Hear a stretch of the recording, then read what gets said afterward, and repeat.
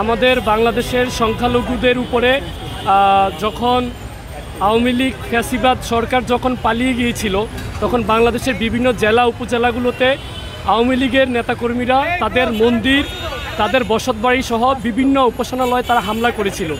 এদের টার্গেট ছিল বহির্বিশ্বকে যেন বাংলাদেশকে যেন একটি জঙ্গিবাদ ফ্যাসিবাদ মানে খুব উগ্রপন্থীভাবে করার জন্য চেয়েছিল। এবং তারা চেয়েছিল এই বর্তমান যেই সংখ্যালঘুর যে আন্দোলনটা, এই আন্দোলনটাকে তারা একটা গণ অভ্যুত্থানের টোপ হিসাবে তারা ব্যবহার করেছিল।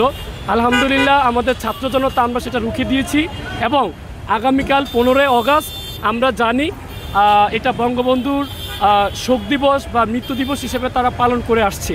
এটা কোনো শোক হতে পারে না যে আমাদেরকে 1971 সালে যেই বঙ্গবন্ধুর নির্দেশে বাংলাদেশে 30 লক্ষ শহীদদের রক্তের বিনিময় আমরা আমাদের স্বাধীনতা অর্জন করেছিলাম এবং বঙ্গবন্ধু ছিলেন পলাতক।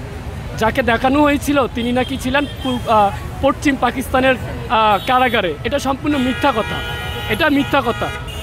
আমি এখনও বলতে চাই Bangabandhu is a real Bucharest of East Pakistan.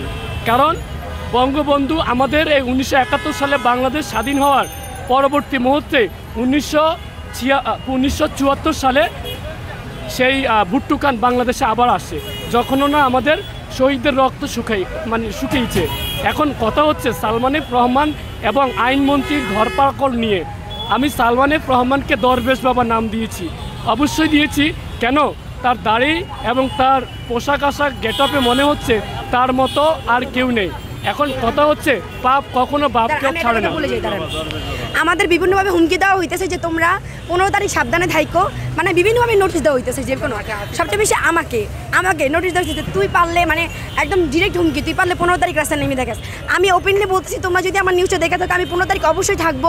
তো আমার কলেজের সামনেই থাকবো, নাহলে শাহবাগ থাকবো, যে কোনো জায়গায় থাকবো অবশ্যই। আমি যেহেতু অবশ্যই হুমকি কিন্তু অজ্ঞাত, কেউ সামনাসামনি এসে বলতেছে না, হয়তো রানিং বাইকে নয়তো রিস্কায় যে কোনোভাবে দিতেছে আমাকে হুমকি। আমি এটা বলবো যে আমি কখনো ভয়ে ঘরের লুকায় থাকার মতো মেয়ে না। তোমার যদি সাহস থাকে তুমি আমার সামনাসামনি এসে যা পারো কইরো ভাইয়া। আর সবচেয়ে বড় কথা যেটা, আমি কখনো ভয়ে লুকায় থাকার মতো মেয়ে হইলে আমি সেদিন হাসিনা দেশে থাকা অবস্থায় আমি ওকে এইভাবে বলতে পারতাম না। আর সবচেয়ে বড় কথা যেটা হচ্ছে যে 15 তারিখ আমাদের শোক দিবস কোনো দিনই হতে পারে না। আমাদের শোক দিবস হচ্ছে যে আমাদের যে শহীদ ভাইরা মারা গেছে সেই দিনগুলা। আর আমাদের বিজয় দিবস হচ্ছে 5ই আগস্ট।